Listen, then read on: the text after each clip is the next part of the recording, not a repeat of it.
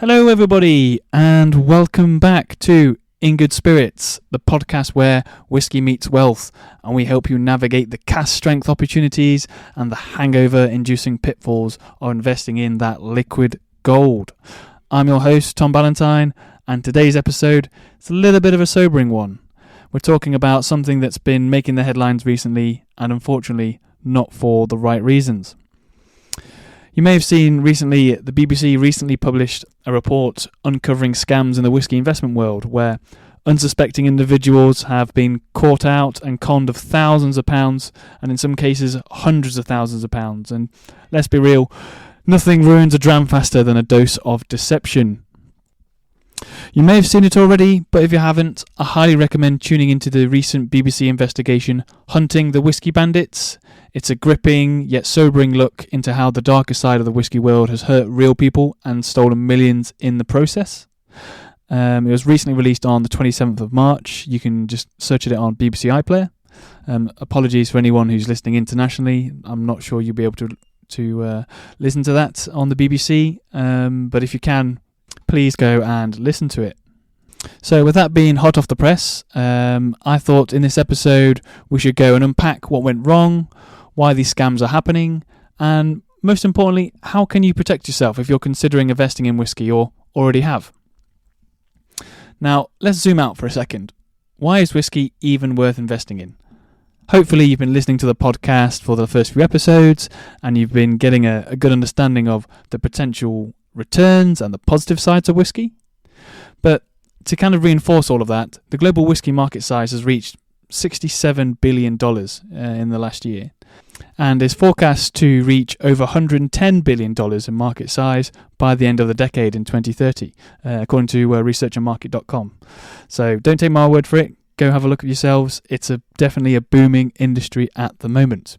Furthermore, on top of all this hype, you might have seen many articles just from the BBC as well, but also around the globe about bottles of Macallan 1926 being sold for over $2 million at auctions, casks being worth over 500% in the last decade going up. And so with all these positive stories, you can see that yes, real returns can be made, but as with anything valuable, where there's potential, there's also predation. And unfortunately, whiskey industry is not exempt from this. There are people, unfortunately, out there looking to make a quick buck and looking to exploit people in the industry. But first up, let's look at the story that the BBC published on the 27th of March about the whiskey. And according to the BBC's investigation, several companies were offering whiskey investment opportunities with the promise of guaranteed returns, sky-high profits, and exclusive access to rare casks, which all sounds amazing, right? Almost too amazing. Stuff that I've also kind of said on this show, you know, how you can get into whiskey, how it goes up, how it's a set process, how you can make these guaranteed returns because of the way it ages and so on and so forth. So because of all these kind of, you know, positive points and trigger points for people, it's a really easy way to kind of sell whiskey, you know, once you kind of describe it to people and you give people kind of the 101s. For a more conclusive 101, please refer to my first show. It's a really good listen to. But it turns out that many of these so-called companies weren't even registered properly. Some didn't even actually have the whiskey they were selling, and others used pushy tactics to get investors to commit fast. And so lots of people ended up with no paperwork, no whiskey, and no way to get their money back. A triple headache and hangover for sure. So now, if you're listening to this podcast, chances are you've either already invested in whiskey, or you're thinking about dipping your toes in, or thinking about raising a Glencairn glass to it. That's an inside joke for people who drink about whiskey. But let's be clear, whiskey can be a great investment. You know, it's been great for me, it's been great for many other people. But like many assets and many ways of making quick money, quote unquote, around the world, it is not immune to these risks. And unfortunately, there are some bad actors which have come about and have certainly broke the news. So let's kind of, you know, do a summary and break it down of everything that happened basically from that BBC News article. And how do these and why do these scams even work in the first place? And firstly, I've said on the show many times, and hopefully with everybody listening into the show and everybody starting to tune in week on week, The lack of knowledge is one of the biggest breakers and biggest barriers for people in this space. Whisky investment is still a niche asset class. It's not like stocks, it's not like real estate. Most people don't know how it works, and that creates a perfect playground for scammers. One of the first episodes I made was about what a first fill sherry hogshead is. If you don't even know what any of that sentence means, please go listen to one of those earlier shows, because that is fundamental to investing in whiskey. You need to understand some basic concepts before you even think about investing in whiskey. So hopefully listening to shows like this, or you go on YouTube, or you talk to even a broker who might even advise you about what even is a whiskey investment. What is the timeline? What is the actual returns? I think many brokers have whiskey investment packs that they can show you, and they describe the journey, and they can break it down to you. They're open to phone calls. But don't just take one person's advice. Go for many other people's. But knowledge is certainly just fundamentally the biggest barrier. Most people can understand stocks and shares. In fact, most people might even understand art and watch collecting and then selling that for a profit later on. For me, I have no idea about art, and I've no idea about watches, what makes a good one, what's a bad one, other than just the generic names. But that's just me. But fundamentally, you need to have a reasonable understanding of what you are investing in. What are the risks you are taking, and how you can actually validate that the whiskey is yours, and how you can make a smart investment. Because, let's be honest, even if you bought a whiskey from a reputable source, you might not have bought a particularly good investment anyway. We talk about these guaranteed returns, but if it's more 4% a year rather than 8% a year, you're still going to be disappointed. The whole point of investing in whiskey is you're outpacing inflation, and you're outpacing your savings in a bank, and you're getting the tax relief for it. This is the benefits of whiskey. If you're buying bad whiskey, you're still going to need a fundamental understanding of what makes a good investment, full stop. Secondly, emotional appeal. Whiskey is romantic, at least I think it is. It's aged, it's rare, it's mysterious, it's not classic investing that most people have heard of, and it's something that you can always talk about and show off, maybe a little bit of at a family gathering or a house party. But scammers tap into that excitement and that thrill, and they sell the dream of owning a 50-year-old casks from a defunct distillery without showing you what's really inside. They show you, if you just hold this for 5-10 years, you're going to make X amount of money. Or can you imagine if, you bought 10,000 worth of this, you're going to make this amount of money, and then you can buy your new house, or you can buy your new car. Or if you just, pay me $3,000 here and $3,000 there and $3,000 here, we're going to pay off this, we're going to pay off that. And they really tune into this emotional part of it. And they also study that side of, it's an aging process. So, once you buy it off us, don't bother calling us again. We'll look after it for you in 4 or 5 years' time. We'll just call you down the road. People need to understand that, yes, whiskey is fun. It's, maybe a little bit sexy and a little bit different. But you need to understand at the end of the day, money talks. This is your money that you're putting at risk. And you have to be very, very smart and very, very aware of what you're getting into. Don't just feel like, I'm going to get my money, I'm going to put it in a whiskey, I'm going to get it out the next day, I'm going to make loads of money. This is not crypto. This is not stock markets. We don't deal in huge fluctuations in price every day. It's going to be a slow process. And the other side of the emotional appeal that I think certainly does catches a lot of people is people love the idea of the whiskey aging with them, or aging with a particular family member or person, or whatever the occasion is. I think, from my own experience, if I ever see a bottle that was made in the year I was born, or particularly if it was ever made on the day I was born, for some weird reason you always have a bit more of an emotional appeal, don't you? You think, I'd love to buy that bottle. No idea if it's a good bottle to drink. You don't even care sometimes. You just want to think, hey, that was made when I was born, that was made the year I was born, I want to buy that. And it's similar, the same thing how these scammers work. They might try and find that you maybe got a newborn child. They might find that you've just got married.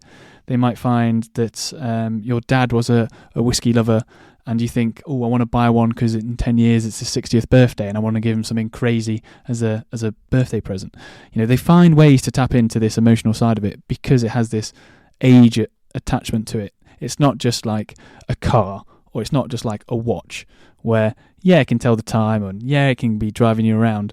It's got a little bit more about it. It's got a little bit more of a funky side to it.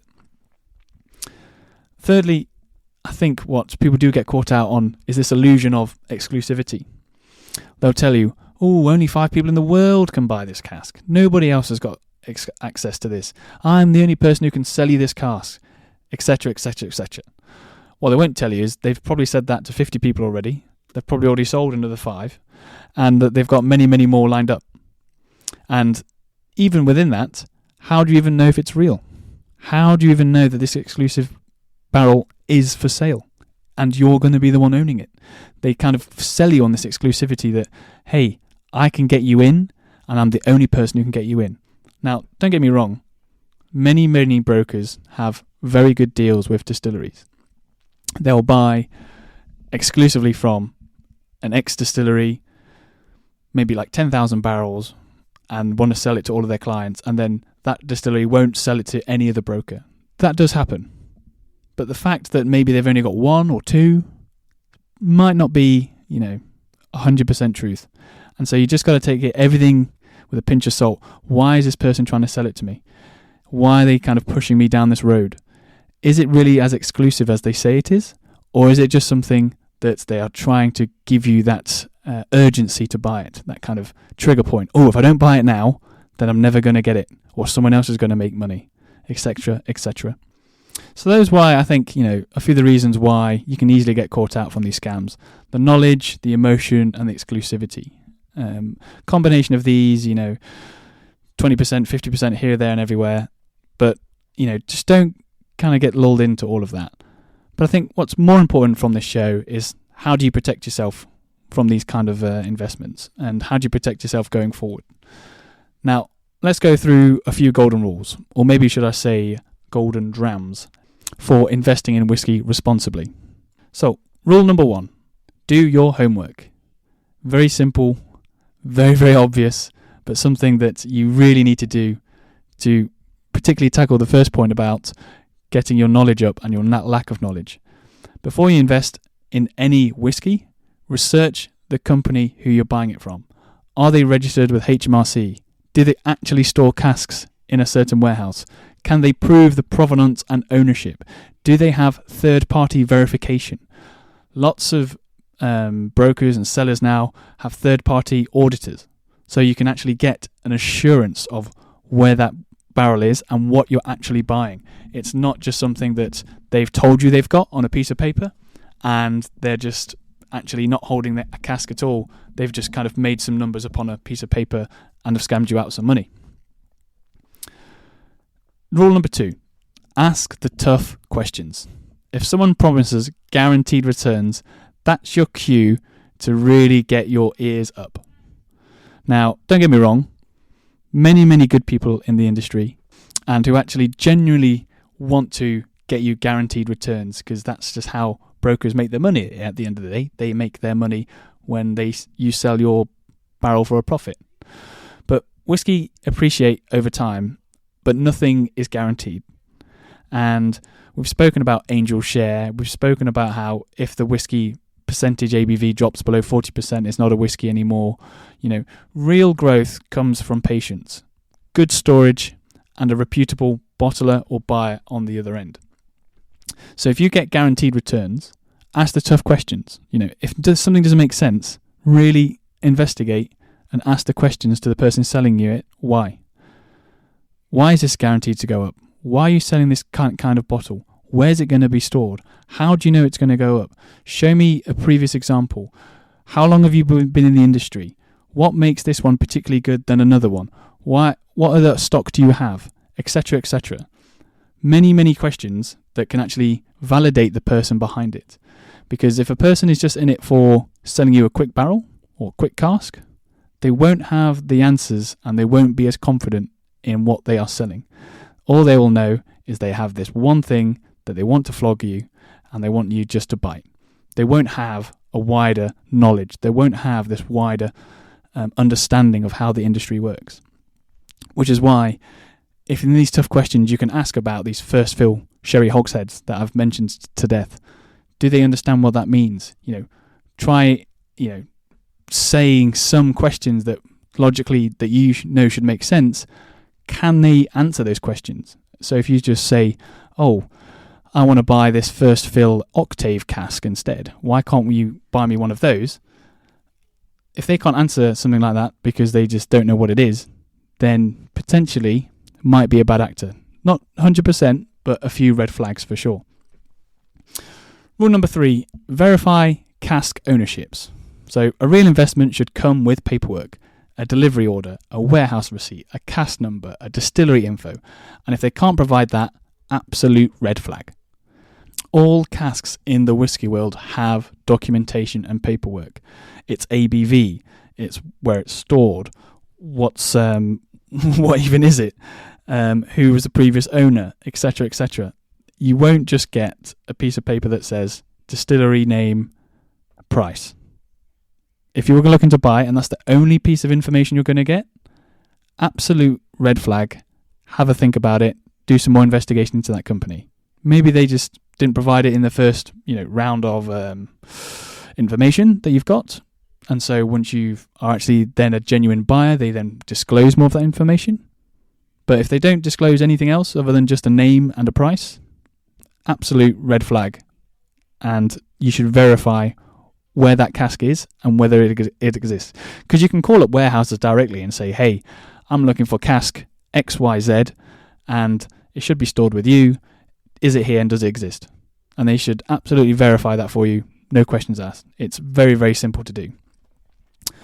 Alternatively, if you don't want to do that yourself, some people do offer these in external auditors, third-party verification kind of people to kind of verify that your cask does exist. So you've got, again, paperwork that verifies the cask exists, it's stored somewhere, it's ABV, etc., etc. Everything is documented. So don't think like, oh, it's a bit of a wild, wild west in the whiskey world. It is a very, very mature market. Whiskey industry is not something that just got created. It's got very, very, very robust governance, and it's got very robust bureaucracy and paperwork and accountability and all of that fun stuff. Rule number 4, start small and learn first. So don't throw your entire savings into a cask on one day. Please don't. I don't want to hear stories in the future about, oh yes, well, I got some inheritance or I got some money from somewhere. It's 50k. We want to put it to good use. I put it all on this couple barrels because this guy said it was good and it was exclusive at the time. If I didn't buy it then, I'm never going to get it. It's just going to be a potential red flag and disaster. Now, it's your money. If you want to make that decision, great. But I would always start small with your investments. Verify the person you're working with. And if they are proving themselves to be good at what they want and good at their job, then, you can manage that partnership and you can manage that relationship further and further by buying more casks from them. But start with a manageable investment. Learn how the market works, how the trends work, how age statements work, what bottling options you have, etc., etc., and slowly build your portfolio. And I'm not saying build it over 20 years. That's, you can do that. Great. That's my long-term strategy. But you can invest in small, just 2 or 3 grand. You don't have to put in 10k. Maybe even you just put in 4k. And from there, just keep it there for a year and see what's happened. Has it gone up in price? Has it gone up as much as you thought? Are you still trying to sell this particular cask range? There's many other things that you can look at a year down the line. And to be honest, you won't have lost out that much money, especially if you're wanting to invest hundreds of thousands of pounds like some people have done. And finally, rule number 5, work with a reputable partner. There are great, trustworthy companies in the whiskey space. Look out for those who have transparent track records, regulated practices, and industry credibility. I mean, the first and obvious one to look at that is kind of relates to number 1 when I talk about do your homework about looking at the company. Have they been created in the last 2 or 3 years? These people who got scammed are scammed from relatively new companies that aren't registered to HMRC. So if you can make sure that you talk to a reputable partner, a reputable broker who's been doing it 10, 15, 20 years minimum, then you're probably in safer hands than someone who's done 5. Now, that's not to say that you might get these fantastic people starting their own companies who are in it for a really good reason and have really, really good intentions. But going back to rule 4, starting small, maybe it's best just to start with a small investment with them. And as you kind of build your relationship with them and you verify that your cask ownership is real, you can then expand, onto the next point and do larger and larger investments with them. But working with reputable partners is certainly the biggest and safest thing you can do to make sure that you are investing in real whiskies and real barrels that exist. So to go over those 5 again, rule 1, do your homework, research the company. Rule 2, ask the tough questions. And when they say guaranteed returns, what do they mean by that? And what kind of whiskies are they selling? Rule 3, verify cask ownership. Call the warehouse, find the receipt numbers, ask for all the additional details that you can get from that cask. Rule 4, start small. Don't invest £100,000 straight away, just a few thousand, and expand the relationship from there. Rule 5, work with reputable partners. Find people who in the industry who's been working there a long time.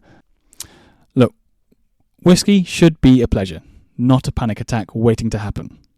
It's a beautiful thing to invest in when done right, but just like a fine dram, it takes time, care, and a little bit of skepticism to fully appreciate it.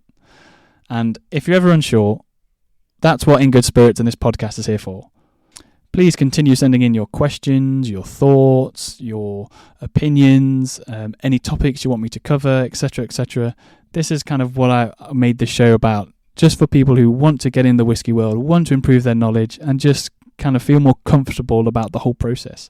From A, someone who's doing it, and B, someone who's put their money at risk, but C, someone who's also worked in the industry from quite a young age and has seen some of the pitfalls as well that fortunately I've been able to navigate.